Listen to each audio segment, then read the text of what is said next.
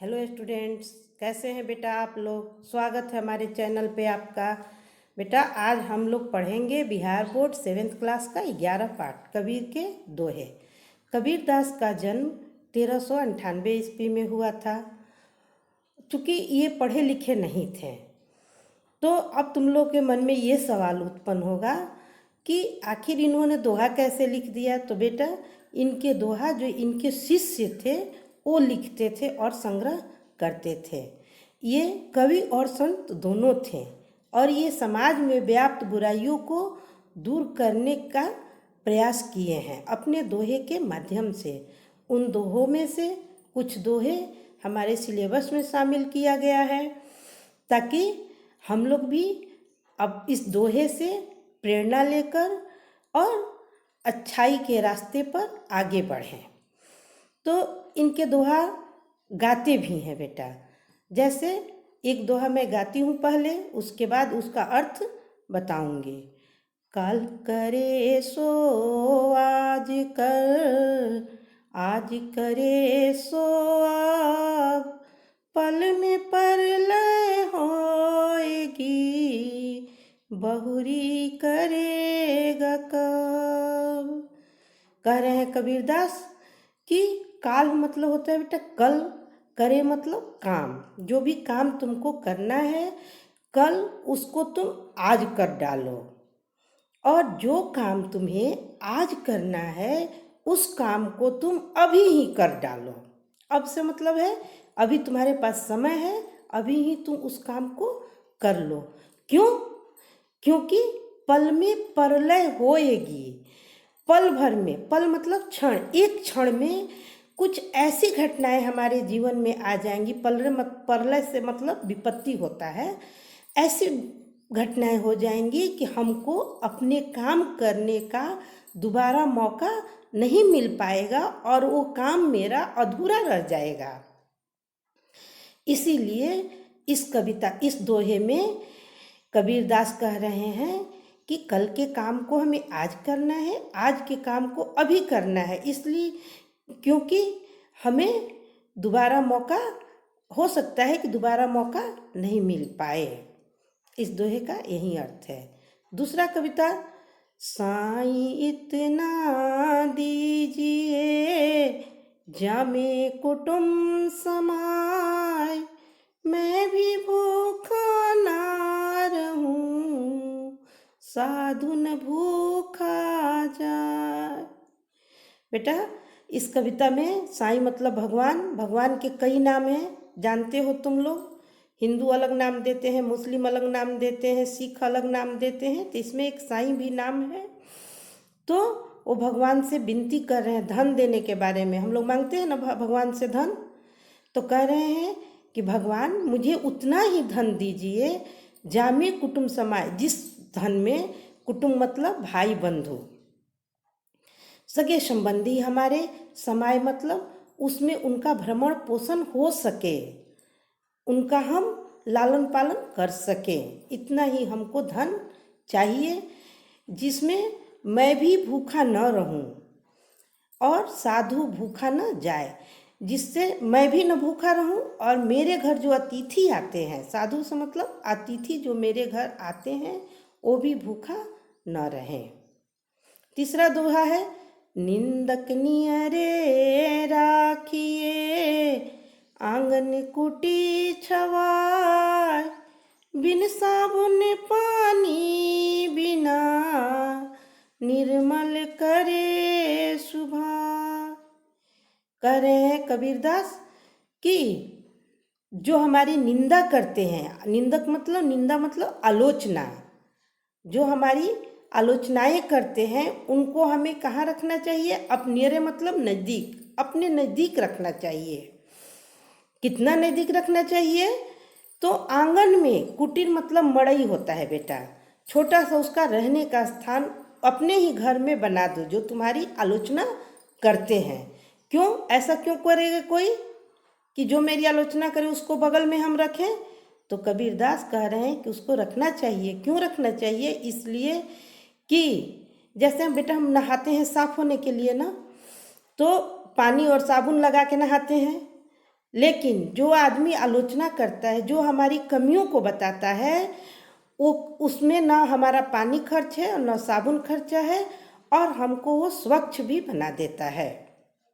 निर्मल करे सुहाए से मतलब हमारी जो कमियां हैं वो बार बार बोलते रहेगा। तब क्या होगा कि हम अपनी कमियों को दूर करेंगे और हम एक अच्छे आदमी के रूप में समाज में काम करेंगे। और अगला दोहा है, जाति न पूछो साधु की, पूछ लीजिए ज्ञान, मोल करो तलवार का, पड़ा रहने दो म्यान।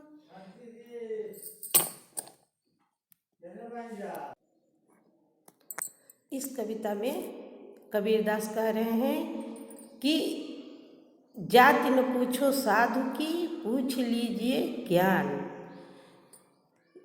हमारे समाज में बेटा जात पात और ऊंच नीच की भावना बहुत ही व्याप्त है।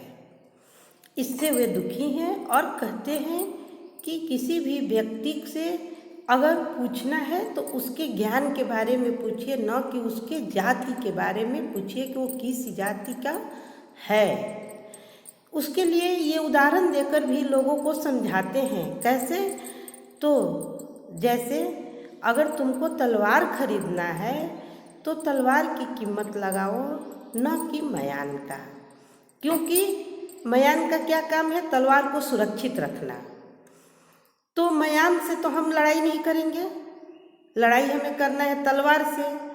तो उसी तरह से किसी भी व्यक्ति को की कीमत उसकी जाति से नहीं लगा के उसके पास क्या ज्ञान है इसके अनुसार उसके साथ व्यवहार करना चाहिए, या उसको मान मर्यादा देना चाहिए, मर्यादा।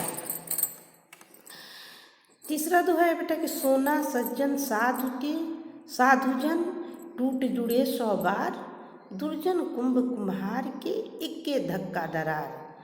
यहाँ पे कबीरदास ये बताते हैं लोगों में आपसी झगड़ा होता है, हमेशा कुछ न कुछ बात को लेकर तनाव होते रहता है। तो कह रहे हैं कि जो सोना होता है, सोना बेटा गहना तुम लोग पहनते हो, तो क्या होता है, टूटता है और फिर जुड़ जाता है, नए डिजाइन के रूप में उभर कर सामने हम लोग के सामने आता है। और सज्जन व्यक्ति भी थोड़ा बहुत विवाद होने पर अलग नहीं होते हैं। साधुजन भी ये लोग बार बार टूटते हैं और टूटने के बाद भी जुड़ जाते हैं।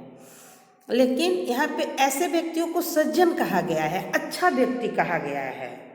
सज्जन से मतलब होता है अच्छे व्यक्ति।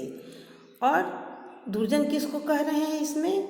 तो कह रहे हैं कि दुर्जन वो लोग हैं, खराब लोग वो हैं जैसे कुंभ का कुम्हार, कुम्हार का घड़ा होता है। कुंभ मतलब होता है बेटा घड़ा।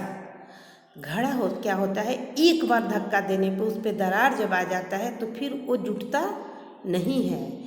तो यहाँ पर कबीरदास सज्जन और दुर्जन व्यक्ति को परिभाषित करते हैं और कहते हैं कि एक बार दरार पड़ने से ऐसा नहीं होना चाहिए, ऐसा होता है तो व्यक्ति दुर्जन है। और जो व्यक्ति बार बार टूट के जुड़ता है वो व्यक्ति जो है वो सज्जन है। तीसरा है, पोथी पढ़ पढ़ जग मुआ, पंडित भया न कोय, ढाई आखर प्रेम का, पढ़े सो पंडित होय। कह रहे पोथी मतलब होता है किताब। किताब तो बहुत लोग पढ़े हैं, करे को पढ़ पढ़ के सारे लोग, जगमुआ मतलब संसार में कितने लोग मर गए, लेकिन कोई भी व्यक्ति पंडित नहीं हुआ। पंडित कौन हुआ? तो ढाई आखर प्रेम का, ढाई अक्षर प्रेम का जो पाठ है वही आदमी पंडित हुआ। यानी प्रेम से जो कहीं भी रहता है उसमें उससे व्यक्ति को समाज में मान सम्मान मिलता है। लेकिन जो व्यक्ति पढ़ लिख कर अहंकार से भरे रहते हैं, उनमें प्रेम नाम की भावना नहीं होती है, उस व्यक्ति की पूजा समाज में नहीं होती है। और प्रेम का बेटा अर्थ बहुत संकुचित नहीं है, बहुत विस्तृत अर्थ है प्रेम का। इसलिए कबीरदास इस दोहे में कह रहे हैं कि हमें कहीं भी रहना चाहिए तो प्रेम के साथ ही रहना चाहिए। ढाई आखर प्रेम का पढ़े सुपंडित होए। जो प्रेम का परिभाषा पढ़ लिया, सबके साथ प्रेम से रहता है, वही व्यक्ति पंडित बन जाता है। लास्ट में कह रहे हैं बेटा, दोहे में हम लोग हमेशा क्या करते हैं, दूसरे का ही बुराई देखते हैं। उसमें ये बुराई है, उसमें वो बुराई है, उसमें वो बुराई है। तो कबीरदास कहते हैं कि बुरा जो देखन मैं चला, बुरा न मिले आपको होय, जो दिल खोजा आपनो, मुझसा बुरा न कोय।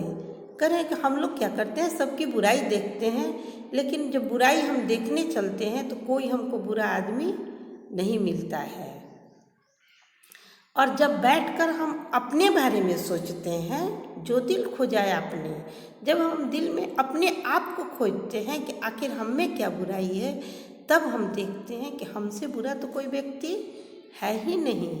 इसीलिए व्यक्ति को कभी भी दूसरे के बुराइयों को नहीं देखना चाहिए और अपने अंदर देखना चाहिए कि हम कैसे हैं। तब हमको अपनी बुराइयों के बारे में पता चलेगा और हम अपनी बुराइयों का सुधार करके एक अच्छा इंसान बनेंगे। इस तरह से बेटा कबीरदास के जो दोहे थे, इनका अर्थ हमको आशा है कि आप लोग को समझ में आया होगा। और जो नहीं समझ में आएगा तो आप कमेंट बॉक्स में लिख के हमको बताइएगा और हम उसका समाधान करेंगे आप लोगों का। तो बेटा कविता पढ़ने से तो पहले हम लोग को शब्दार्थ देखना चाहिए। यहाँ मैं पहले आप लोग को अर्थ बता दी हूँ, अभी लास्ट में शब्दार्थ देख लेते हैं। बहुरी मतलब होता है दोबारा, कुटुंब सगा संबंधी, आखर अक्षर, निंदक निंदा करने वाला, साईं भगवान, नियरे मतलब नज़दीक पास में, मुआ मतलब मर गया, मयान मतलब तलवार रखने का खोल। इस तरह से आज हम लोग यहीं पे समाप्त करते हैं और फिर मैं दूसरे कविता के साथ दूसरे वीडियो में आप लोगों को मिलूँगी। तब तक के लिए बेटा धन्यवाद, बाय।